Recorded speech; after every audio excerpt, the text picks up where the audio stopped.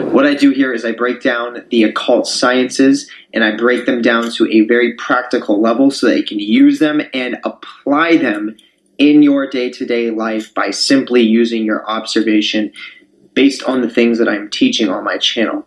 Okay? Now, without further ado, let me give you a little bit of an understanding of who I am, just so that you know who you're getting this information from, which is very important. The topic is going to be based on Elohim. Okay, so if you've ever heard about the Elohim, that is exactly what we're going to be talking about in today's video. And specifically, we're going to be talking about what is Elohimic programming, or what is the Elohim's big agenda on humanity. Okay, and how have the Elohim been influencing the mass collective that we've been living in right now. Okay?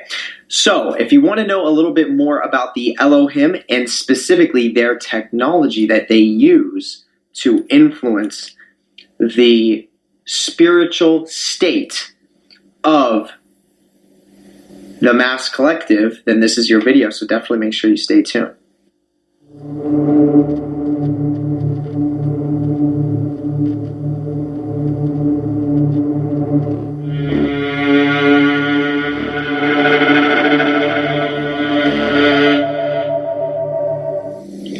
Okay, so jumping right off the bat, I want to say this.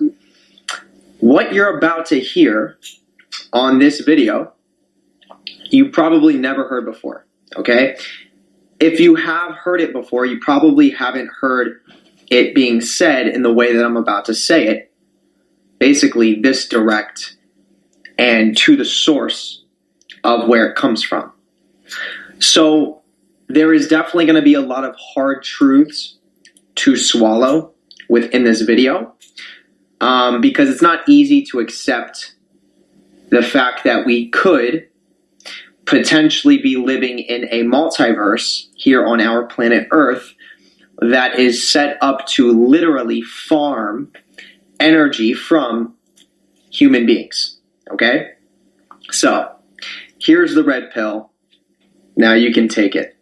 Okay? Now let's go right into it. So, the reality is there is this Elohimic technology being used every single day, and this has been going on for a very long time now. This has actually been going on dating back to the John D. and Edward Kelly working for the royal family at the time. So this is about 600 years ago that this has been very prominent within our multiverse, and how the Elohim have been energetically influencing our multiverse. So let's start with this. What exactly is the Elohim? Now, I'm going to make an entire video on the Elohim so that people can watch it and really understand. But in a very basic nutshell, what the Elohim are, you could think of them as literally being another species of beings that exist in their own galaxy, have their own planets. They are not physical like we are. They are more astral than we are. They are extraterrestrial in nature. They have high levels of interdimensional technology that we do not have access to, or that we don't fully understand. So with that being said, they are very skilled in the astral sciences. Okay, so this species known as the Elohim are trying to harvest human source energy, because from the human being we do have this this source aspect within ourselves, which is directly connected to the fact that we are physical. We are as physical as it gets, living on the most physical planet. But also we have an astral body, which makes us unique compared to any other species that exists. We have the ability to love and hate at the exact same time. And we are completely solid, yet we are completely astral at the exact same time. We have a soul and a spirit, a physical body, and an astral body. Okay, bioplasmic and soul fluid. That is what makes us very unique, and that is something that a lot of interdimensional or extraterrestrial predators will definitely want to take from us, or try to trick us out of being aware that we have these unique components to our being, so that they can harvest it from us. Okay?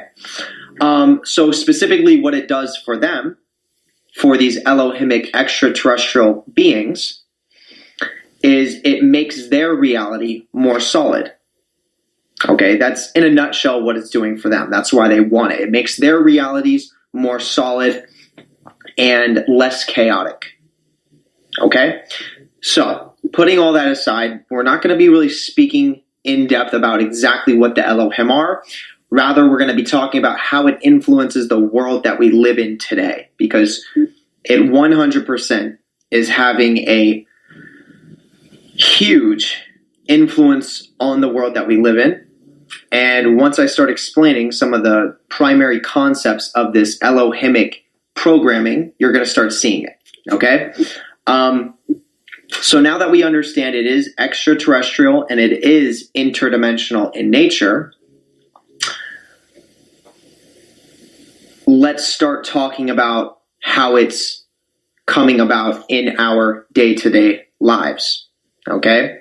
So Elohim, in our world here on Earth, we see the word Elohim in the dictionary translated to meaning the powerful ones. Okay, once again, now that we have this understanding that this is an interdimensional extraterrestrial force that is actually trying to harvest human potential, human energy,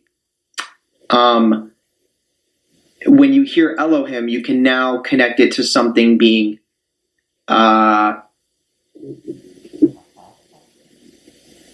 something that is not looking out for your best interest. Okay? Once again, the Elohim are trying to steal the human potential, okay, by causing mass chaos on our planet. So, of course, if they're trying to disguise themselves as a beneficial entity or spirit, they're going to present themselves to magicians, occultists, psychics, anyone that knows how to communicate with that other dimension, or what's known as the astral plane. They're going to present themselves as helpful beings that want to save the planet or want to save you. And they're going to make you feel special because they're choosing you to be their vessel to save the planet. Okay? So what are a couple forms, or what are the primary forms that these Elohimic interdimensional forces show up as? Well, one of the primary forms they showed up as, dating back to John Dee and Edward Kelly, were the Enochian angels.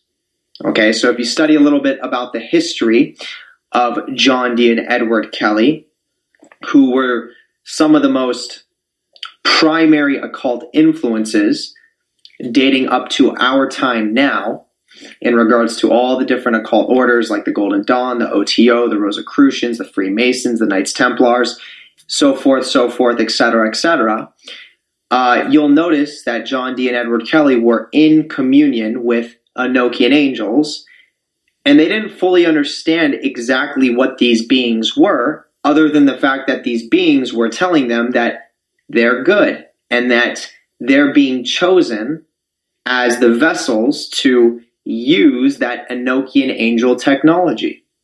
Okay? So long story short, what John Dee and Edward Kelly were really communicating with were these interdimensional forces that we call the Elohim, the powerful ones.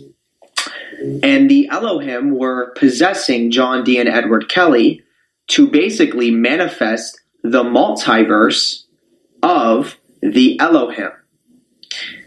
So John Dee and Edward Kelly were doing the work of interdimensional beings that were actually trying to install a multiverse that was chaotic in nature, inverted in nature, so that the human population or the human species would live in a state of default chaos, so that this Elohimic species can harvest energy very easily from our planet and from our species.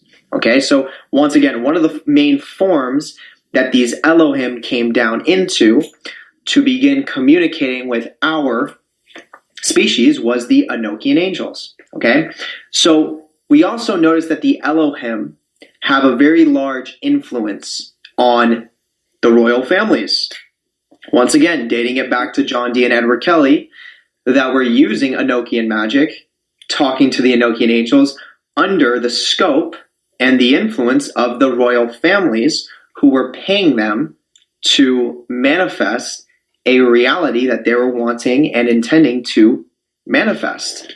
So we can see that this Elohimic species was influencing the royal family at the time.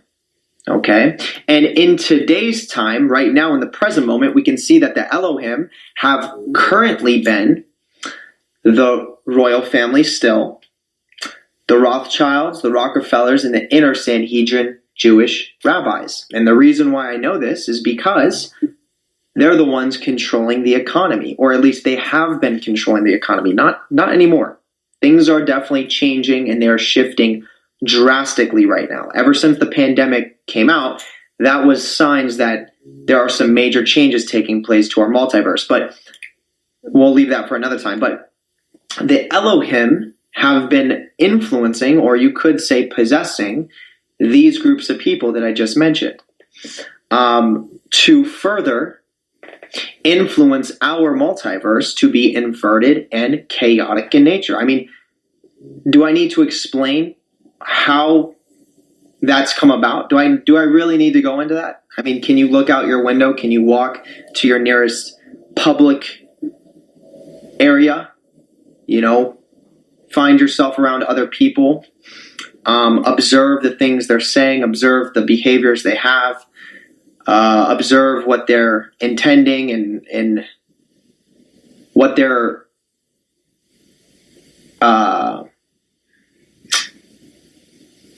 trying to be, right? You simply can go outside to a public area and you can obviously tell that we live in a chaotic multiverse. There are people that are so far gone from the awareness of their highest potential.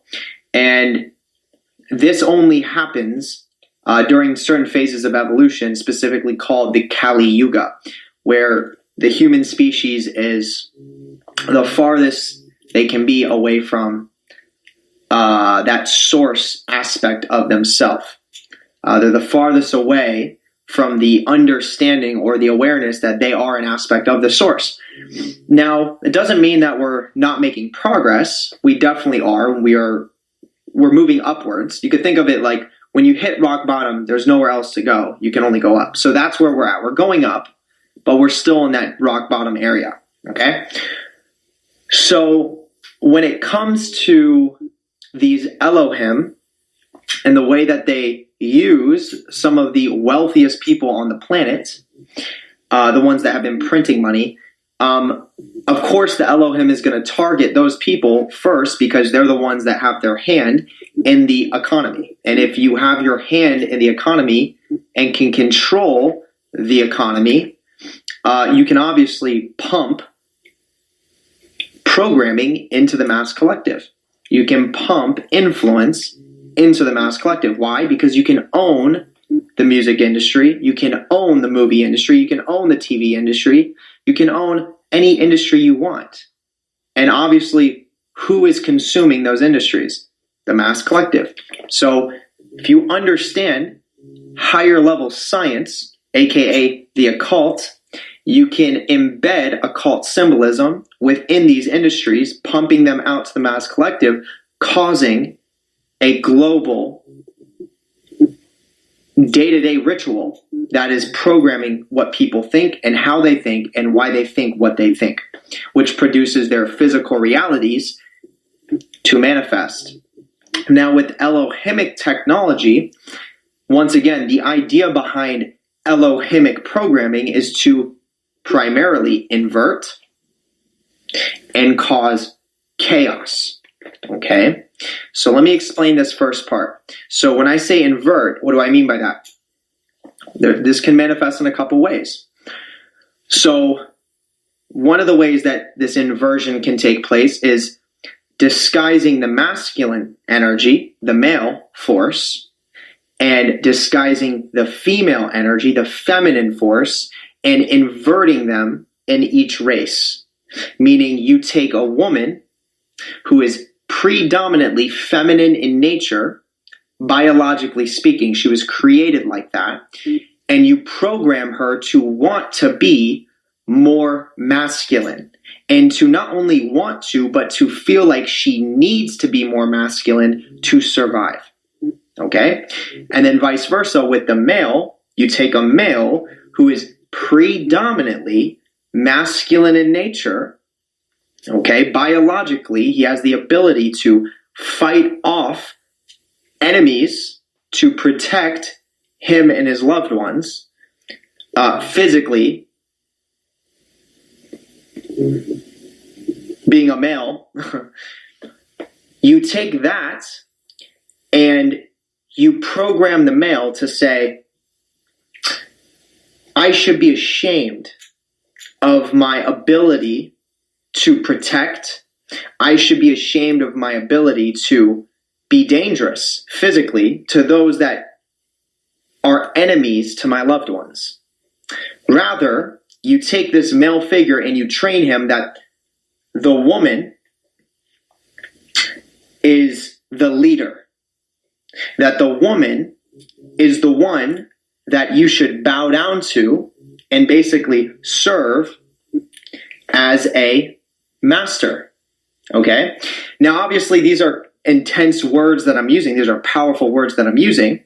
But when you look in the world today, you see a lot of men who are supposed to be natural leaders by their birth.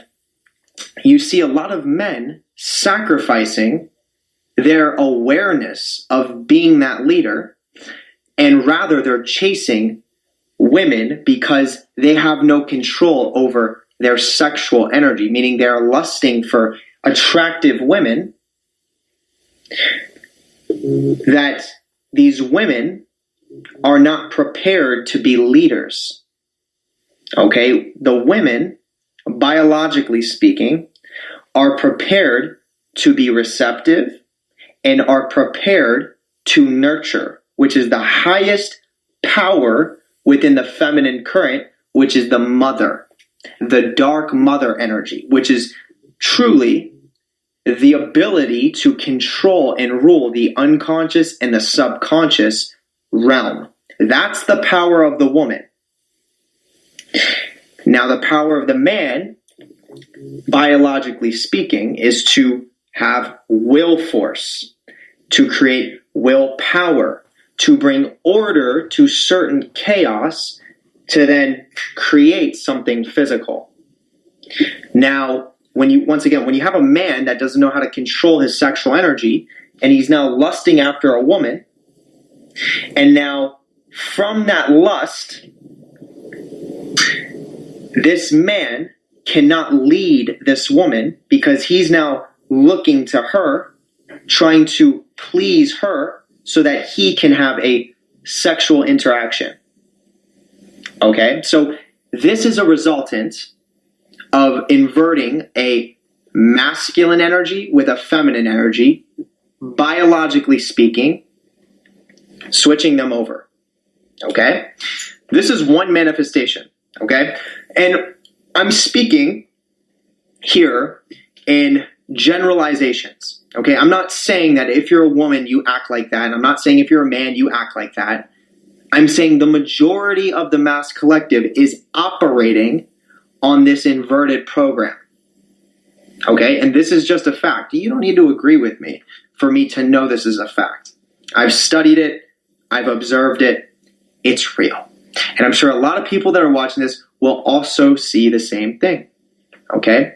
So when you can take a man and a woman and shift them or program them to be out of touch with their own biological nature, now you're producing a reality that is going to naturally be chaotic.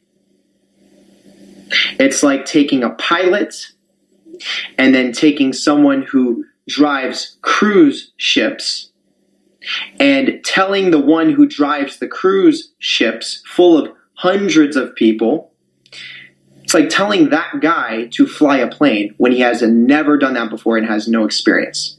And it's like telling the pilot who flies planes to now get behind the wheel of a ship that is carrying thousands of people on it when he's never driven a ship before or sailed in his life. Obviously, what do you think that will produce? Some form of chaos. So that's what's going on. That's one inversion. Now let's look at another common inversion that we see in the movie industry, we see in the music industry, we see in all the industries around us. It's basically disguising the force of good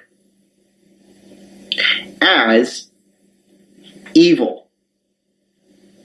And then vice versa, disguising the force of evil as good. So let me explain a little bit more about what I'm saying. When you see these movies and these TV shows and these music videos that are describing, oftentimes it's going to show up in movies, that are having this person saving the world. I'm going to save the world. Most of the times it's some sort of man. I'm going to save the world, even if that means I'm going to die. And usually the person does die, and I'll explain that in a second. But you have somebody that's saving the world, or a group of people that are saving the world, similar to a Jesus Christ. And then you have a bad guy or a bad woman or whatever, a bad person, an evil person that's trying to destroy the world. Okay? So what's going on here is you have a good person and you have a bad person. Now remember, the Elohimic technology is based on disguising the force of good as evil, and the force of evil as good. So you have this hero that's trying to save the world, but little does everyone know that the world that this hero is trying to save is the world we're currently living in, which is naturally inverted. So by definition, saving the world is only going to continue to keep this one that we're living in the exact same, which is chaotic already. So we're not getting to the root of the chaos, we're just solidifying the chaotic multiverse. That's why every single movie we see is programmed with this Elohimic technology. Now let me give you a little more clarity on how this technology functions. Specifically, to be able to keep the chaotic multiverse in place, you need a sacrifice. You need what's known in the occult field as a good shepherd or a wicker man, somebody who has the ability to touch the source for a short amount of time and then immediately gets pulled down and is literally sacrificed, which means physically or spiritually or both dies. So I want you to think for a second, if you've ever watched a movie where there was a concept of a man who was trying to save the world from a bad guy trying to destroy the world, and the man in the process of saving the world dies. That would be your wicker man. That would be your good shepherd. So what movies does this manifest in? Well, we can see how that manifests in the new James Bond movie. Little spoiler alert, excuse me. We can see how that manifests in the Suicide Squad #2 movie with the guy that's wearing the yellow suit who gets killed by John Cena. Remember, he was trying to expose all the corruption, but then John Cena kills him. We can see it with Neo, who is willing to sacrifice his life to save the Matrix. We can see it in a whole host of movies. Whole host, Iron Man, all of them. Okay? This is a common reoccurrence because this is Elohimic technology. Okay? So you need sacrifices, people that are trying to save the world, that are touching source, that evolutionary point. But then what happens is, because that person that's trying to save the world, what they don't understand is that the world we live in is so chaotic, there is no saving it. So what happens is that that person gets pulled down by chaos, by the Elohim, and then they get basically spiritually slapped in the face, which causes them to either physically or spiritually or both actually die. Okay, now when that happens, all the energy that came from that good shepherd or that wicker man, it goes to the source of the chaotic entity that caused them to be that wicker man. So when that person dies, all that energy goes into the multiverse that's structured in the inverted way. So it strengthens the chaotic multiverse. That's why all the movies are based on that ritualistic, Elohimic technology of having a wicker man who is the good guy, who's actually the bad guy trying to save the world. And then you have the bad guy trying to destroy it, who's actually the good guy who recognizes this world is not going to be saved. You can't save the world. You have to destroy the corruption, destroy what's been built to then rebuild something new and something under the scale of evolution. That's the only way you can do it. Okay? It's like you take a knife and you stab it in your stomach. You can't look at the knife, take your hand off of it and look at it and say, I'm going to save it. I'm going to save myself with the knife still in my stomach. I'm going to figure out how to save myself. I'm going to send this gash in my stomach love and lights, and I'm going to save this wound on my body by looking at it and putting all my soul's energy into it and save myself. You're not going to save yourself. You're most likely going to die. You're going to bleed out. So the first step you need to do is take that knife and pull it out and remove it. And then go through the process of taking care of your wound. Okay? So that is the main concept behind this Elohimic technology, where it's inverting everything. And that's also why, excuse me, I'm going to come up real quick. On this Kabbalistic tree, you see the pillars. Let me make sure it zooms in. You see these pillars, a dark pillar and a light pillar, the feminine and the masculine. That's why they're inverted. You may ask right now, what do you mean? How are they inverted? I don't understand that. You're looking at me face to face. This is my left hand, and you're looking at the tree, and this is the left pillar. Why is the left pillar where my right hand would be? This is my right hand. This is the left pillar. This is my right hand.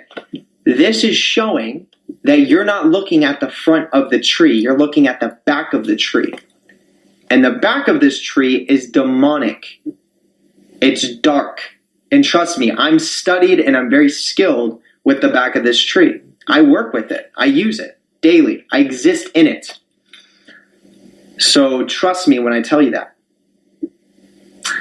Now, if you don't understand this structure and you don't understand the different facets that go behind this tree, then it sounds like there is a system that I could potentially torture you with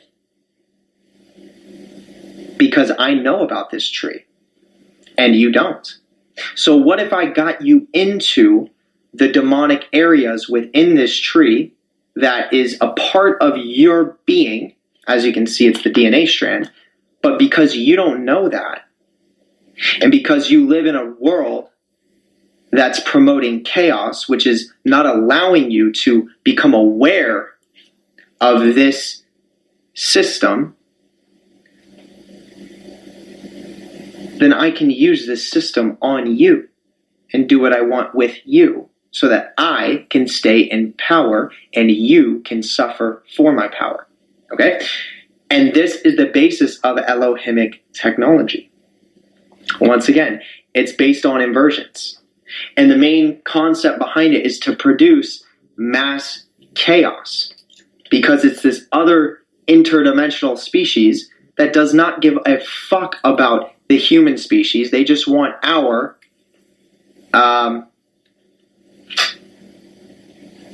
source energy.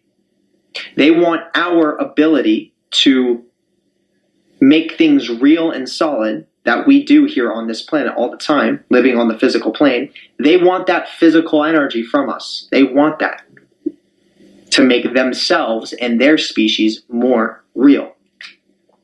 So that's exactly what the Elohim are.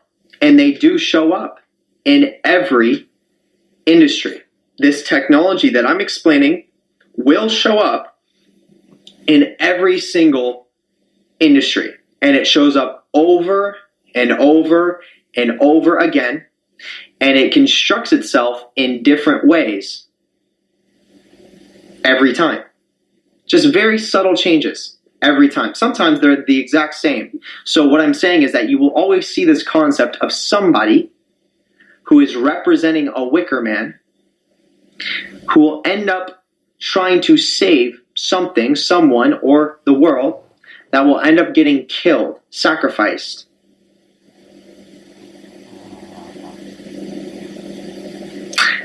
And then from that, the bad guy is stopped. The evil guy can no longer do what he's doing or do what she's doing. They're stopped. They're halted. And then the world is great. The world's wonderful. Everything is saved. And that's the Elohimic technology. They need sacrifices that are very similar to the religion of Christianity, just like Jesus trying to save his fellow man, and then ends up getting crucified and losing everything, with the promise that he'll live eternally in the afterlife. But if you ask me, that's a, what's the word for it? A long con. Okay. I mean, if you don't want to believe me, you can find out yourself once you pass. But that's the idea. The idea is you need sacrifices for Elohimic technology to strengthen the multiverse that is inverted, because the person that is the sacrifice, what they're doing is they are going from the center of the tree as the wicker man, the good shepherd, and they're going up to the top trying to save the world, and they're touching source. And then what chaos does is it pulls them right back down into death, and then they get sucked in to the demonic realms and tortured and lose everything good, and a lot of times their physical life. And then all that energy that was sucked out of them, all the source energy that they were able to access, that source energy goes into the chaotic multiverse, and everything good goes into the chaos entities that got that good shepherd in the first place, that led that person to thinking that they could save the world and that they should save the world. That is Elohimic technology. It's all inverted. Once again, you take the masculine and the feminine and switch it over. You confuse people away from their biology. You confuse people away from who they truly are to produce, by default, chaos in the environment. And the more people that are infected with Elohimic technology, obviously that will spread and make everything more chaotic. The more chaotic things are, the easier it is for chaotic entities to feed off of the source, to feed off of people that have that source potential, that are trying to access it. And then those chaos entities can attack and pull those people that have that potential down into the demonic realms, where then they're tortured even worse and to a higher degree. Okay? Even though the person had the best intentions, they still didn't understand that they cannot save this world. You're not supposed to save this world. The key is to become a black brother or a black sister, go into the realms of chaos, go into the underworld, and gain the power from these chaos entities to then reprogram them to attack the people that have been using this Elohimic technology, that have been possessed by the Elohim themselves.